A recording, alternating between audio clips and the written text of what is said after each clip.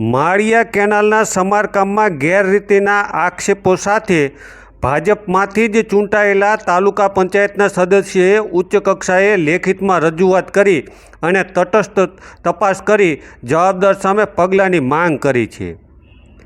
હળવદ તાલુકાના માલણિયા ગામ નજીકથી પસાર થતી માળિયા બ્રાન્ચ કેનાલ અને નાળાના સમારકામમાં ગેરરીતિ થતી હોવાના ગંભીર આક્ષેપો ઉઠાવ્યા છે.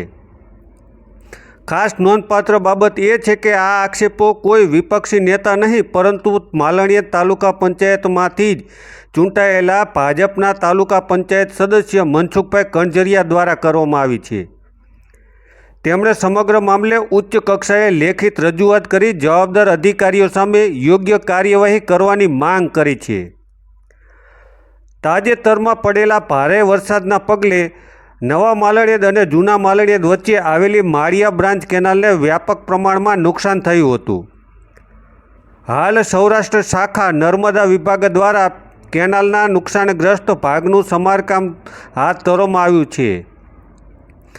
જો કે આ કામગીરીમાં ટેન્ડરની શરતો અને ગુણવત્તાના ધોરણોનું પાલન થતું ન હોવાનો આક્ષેપ તાલુકા પંચાયત સદસ્યોએ કર્યો છે.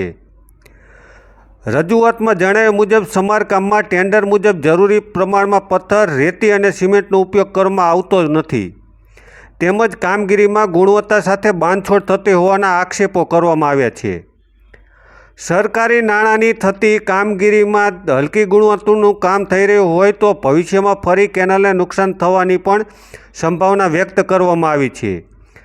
માળિયા બ્રાન્ચ કેનાલનો આ માર્ગ આસપાસથી 10થી વધુ ગામોના ખેડૂતો અને વાહન ચાલકો માટે મહત્ત્વનો અવરજવર માટેનો માર્ગ છે. સમારકામની કામગીરી અંગે ખેડૂતો અને વાહન ચાલકો દ્વારા તાલુકા પંચાયત સદસ્યને રજૂઆત કરવામાં આવતા તેમણે મામલે ગંભીરતા લઈ અને ઉચ્ચ કક્ષાએ રજૂઆત કરી છે.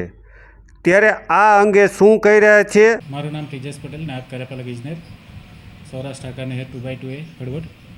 માળિયા શાખા પર જે અત્યારે ચોમાસા દરમિયાન વધારે વરસાદના કારણે ધોવાણ થયેલું હતું એ કામમાં હાલ ચાલુ છે. જેમાં કામ સારું જ છે, મટિરિયલને બધું સારું જ વાપરવામાં આવે છે અને અમારા સાઇટ પરના એન્જિનિયર ત્યાં ઊભી રહીને જ કામ કરાવે છે. એટલે એ રીતની જે છે એ ખોટી વાત છે. કામ સારું ક્વોલિટીમાં થઈ રહ્યું છે. ખુદ તાલુકા પંચાયતના ચૂંટાયેલા સભ્ય જ રજૂઆત કરે છે તો તમારું કહેવું થાય છે કે સભ્યની ખોટી રજૂઆત છે? એ કદાચ એમની ગેરસમજ થઈ હશે. બાકી અમારા માણસો ત્યાં છે જ, હાલે બી ત્યાં ઊભા છે. કામ સારી રીતના ગુણવત્તાયુક્ત જ થતું છે. કેટલા રૂપિયાનું કામ છે? કેટલું કામ થઈ છે? આ ફ્લડ ડેમેજનું છે એટલે 21 લાખનું જેવું છે અત્યારે હાલ. ઇમરજન્સી વર્ક છે. સંપૂર્ણ કામ બધું વ્યવસ્થિત થાય? તમારું કેવું છે? શું તમારું કહેવું છે કે સંપૂર્ણ કામ જે થઈ રહ્યું છે તો નિયમ મુજબ થઈ રહ્યું છે? હા, સંપૂર્ણ કામ દેખરેખ હેઠળ નિયમ મુજબ જ થાય છે. તાલુકા પંચાયતના સભ્યની એવી રજૂઆત છે કે મારે રેતી કપચી કે જે કંઈ મટીરિયલ વાપરવાનું છે એ નબળી ગુણવત્તાનું, હલકી ગુણવત્તાનું કામ છે. ના, એવું નથી. અમે એના સેમ્પલ બધા ટેસ્ટિંગમાં મોકલી આપ્યા છે અને જોતા સારી ક્વોલિટીના જ છે. સેમ્પલમાં મોકલે અને સેમ્પલના રિઝલ્ટ આવશે કેટલા દિવસ લાગશે? એ 10 દિવસમાં આવી જશે. ત્યાં સુધીમાં કામ પૂર્ણ થઈ જશે અને પછી કોઈ ફરિયાદ આવશે તો?